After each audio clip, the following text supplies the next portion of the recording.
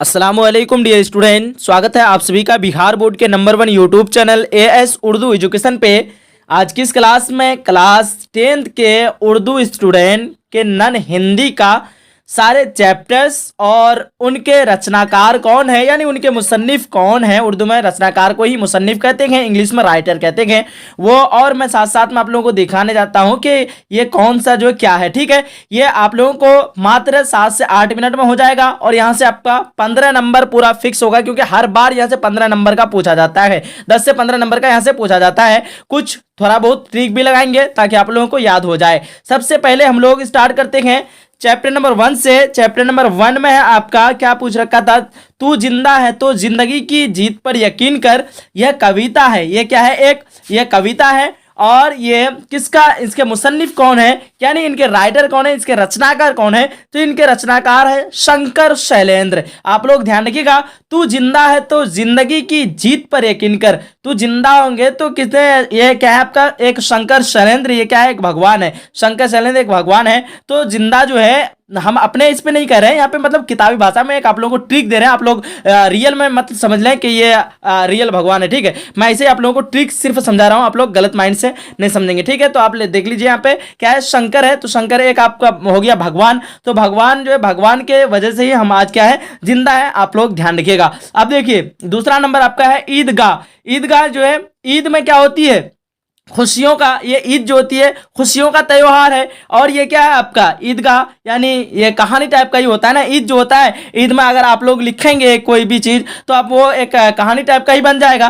तो ये ईदगाह आप एक हो गया आपका कहानी। उसके बाद ये जो है, इसमें क्या होता है, प्रेम वगैरह होता है। तो इनके मुसन्निफ आपका क्या हो गया, प्रेमचंद हो गया। ये आपका ईदगाह में ईद के दिन क्या होता है, प्रेम किया जाता है एक दूसरे से। ठीक है, गले मिला जाता है। तो आपका इसका मुसन्निफ क्या हो जाएगा, प्रेमचंद्र हो जाएगा। उसके बाद तीसरा नंबर देख लेते हैं हम लोग। 3 नंबर पे है कर्मवीर। अब ये जो है, ये क्या है आपका, एक कविता है। कर्मवीर जो है ये कविता है। कर्मवीर किसको कहते हैं, जो अच्छा काम करे, जो अयोध्या हो, क्या हो, जो अयोध्या हो, जो उस लायक हो, उसी को क्या कहेंगे, कर्मवीर कहेंगे। और कर्मवीर तो ये ऐसा वैसा कुछ लिखेगा नहीं, ये कविता ही लिखेगा। ठीक है, तो कर्मवीर एक क्या है आपका, कविता है। और ये आपका कर्मवीर जो है कौन होगा, तो अयोध्या सिंह ही होगा। अयोध्या होगा जो उसके लायक होगा, कर्म के लायक होगा, उसी को हम लोग अयोध्या कहेंगे ना। तो आपका क्या हो जाएगा, अयोध्या सिंह उपाध्याय हरिओद। अब आइए देखते हैं हम लोग 4 नंबर पे। 4 नंबर पे आपका क्या है, बाल गोविंद भगत। क्या है, बाल गोविंद भगत। तो इसका कोई ट्रिक वगैरह है नहीं, आपको इसको रट जाना है। बाल गोविंद भगत जो है ये एक रेखा चित्र है। अगर आपके माइंड में कोई ट्रिक आ रहा है तो आप अपना ट्रिक लगा करके यहाँ इसको याद कर लीजिए, फिट कर लीजिए। ठीक है, तो यहाँ पे देखिए बाल गोविंद भगत, ये क्या है, राम वृक्ष बेनीपुरी। आप एक ट्रिक लगा सकते हैं, यहाँ पे बाल के शुरू में बौ लगा है, बौ आकर बा लगा है ना, बौ लगा है। यहाँ पे देखिए बेनीपुरी में भी क्या है, बौ लगा है। तो आप इससे याद रख सकते हैं, बाल गोविंद भगत और यहाँ पे बेनीपुरी, राम वृक्ष बेनीपुरी, इससे आप लोग याद कर लीजिए। अब देखिए 5 नंबर पे आपका है हुंडरू का जलप्रपात। ये क्या है, हुंडरू का एक जलप्रपात है। तो आप यहाँ देखिए जलप्रपात जो है ये क्या है, यात्रा वृत्तांत है। ये क्या है, एक यात्रा वृत्तांत है। और ये इसके मुसन्निफ जो है, इनके राइटर कौन है, कामता प्रसाद सिंह काम। ठीक है, तो प्रसाद के साथ साथ हम लोगों को क्या चाहिए, पानी भी चाहिए। तो आपका क्या हो जाएगा, जल हो जाएगा, प्रपात हो जाएगा, जल प्रपात या फिर प्रसाद। यहाँ देखिए प्रपात याद रखिए या फिर प्रसाद याद रखिए, आप लोगों को याद रह जाएगा। हुंडरू का जलप्रपात, साथ में प्रसाद। अब देखिए यहाँ पे इसका मुसन्निफ क्या हो जाएगा, कामता प्रसाद सिंह। ठीक है, उसके बाद देखिए 6 नंबर पे है बिहारी के दोहे। तो बिहारी के दोहे, तो ये तो काफी इजी है। ये क्या है आपका, एक कविता है। उसके बाद बिहारी के दोहे के मुसन्निफ है बिहारी, बिहारी के दोहे उनके मुसन्निफ बिहारी। ये तो काफी इजी है ना, इसका कोई ट्रिक लगाने की जरूरत नहीं है। 7 नंबर क्वेश्चन देखिए, ठेस। ठेस में देखिए ये क्या है, एक कहानी है। आप किसी को ठेस देंगे, ठेस देने के बाद वो क्या हो जाएगा आपका, रोने लगेगा। ठेस देंगे अगर आप किसी को तो वो क्या हो गया, रोने लग जाए। तो आप लोग कहेंगे ना कि अरे भाई ये क्या कहानी है आपका, कि थोड़ा सा ठेस दिया और रोने लग गए। तो ये ठेस आपका एक कहानी बन गया। और ये रौ से रेनू, और उसके आपका रोने लग गए। ठीक है, रेनू क्या करने लग गए, रोने लग गए। फणीश्वर नाथ रेनू, आपको ध्यान में रख लेना है। ठेस कहानी के मुसन्निफ रेनू। उसके बाद देखिए 8 नंबर क्वेश्चन, बच्चे की दुआ। क्या है, है बच्चे की दुआ। तो अभी देखिए दुआ कौन करते हैं, दुआ तो आपका यहाँ पे नाम देखिए पहले, दुआ जो है एक उर्दू लफ्ज है, आपका उर्दू लफ्ज है दुआ, और दुआ कौन करते हैं, जो मुस्लिम हो। तो देखिए मोहम्मद आ गया मुस्लिम का ही नाम, तो मोहम्मद इकबाल क्या करते हैं, दुआ करते हैं। और ये क्या होता है, एक कविता होता है, शेर होता है, ठीक है।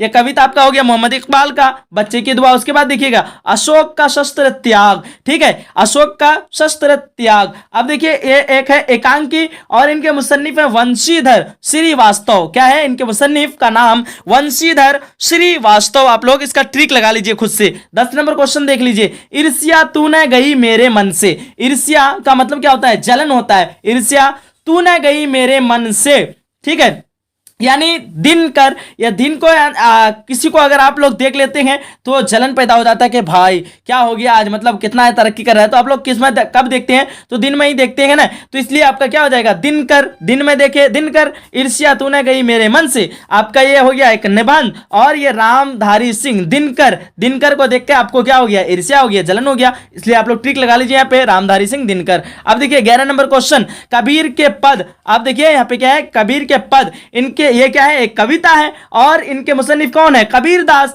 कौन से कबीर, उसके बाद यहाँ पे कबीर दास, ये तो काफी इजी है, कबीर के पद कबीर दास, ये बहुत ज्यादा इजी है। 12 नंबर क्वेश्चन, विक्रमशिला। विक्रमशिला एक क्या है, निबंध है और ये आपको रट जाना है, पाठ्य पुस्तक विश्व समिति, ठीक है, पाठ्य पुस्तक विश्व समिति। अब देखिए दीदी की डायरी, तो दीदी की डायरी ये क्या है, एक डायरी है, डायरी से पता चल रहा है कि ये एक डायरी है। और ये क्या है, इनके मुसन्निफ कौन है, संकलित। इनके मुसन्निफ, इनके राइटर कौन है, तो आपका संकलित हो जाएगा, ठीक। अब देखिए 14 नंबर क्वेश्चन क्या है, पीपल। पीपल क्या है, एक दरख्त है। अब देखिए कविता, ये क्या है, पीपल का, पीपल क्या है, एक आपका चैप्टर का नाम है पीपल और इनके मुसन्निफ है गोपाल सिंह नेपाली।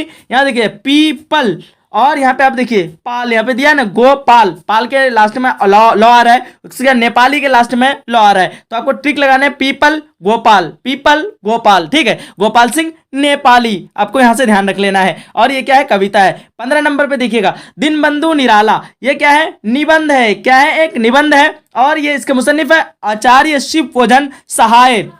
दीनबंधु निराला का मतलब क्या होता है, गरीब होता है दीनबंधु निराला, जिसका दिन आप लोग ट्रिक लग सकते हैं कि ये गरीब है, ठीक है। तो इसका सहायता करते हैं, कौन करते हैं, आचार्य शिव पूजन सहाय जो है इनका सहायता करते हैं, क्योंकि ये गरीब है दीनबंधु निराला। तो ये ध्यान रखिएगा, दीनबंधु निराला एक निबंध है और इनके मुसन्निफ आचार्य शिव पूजन सहाय। अब देखिए यहाँ पे 15 नंबर क्वेश्चन है, खेमा।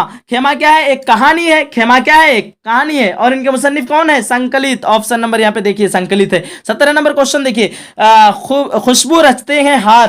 तो हाथ में खुशबू कब रचेगा, जब कमल का फूल आ जाएगा आपके हाथ में। और फूल क्या होता है आपका, खुशबू होता है। तो देखिए याद करने का कितना आसान तरीका, खुशबू रचते गए हाथ, ये एक क्या है, कविता है। और ये अरुण कमल, इनके मुसन्निफ, इनके कौन मुसन्निफ कौन है, तो अरुण कमल है। कमल जब आ जाए आपके हाथ में तो आपका हाथ क्या करने लग जाएगा, खुशबू रचने लग जाएगा, ठीक है। आप लोग यहाँ ध्यान रख लीजिएगा, यहाँ पे खुशबू रचते हैं हाथ, अरुण कमल। उसके बाद देखिएगा 17 नंबर पे हौसले की उड़ान।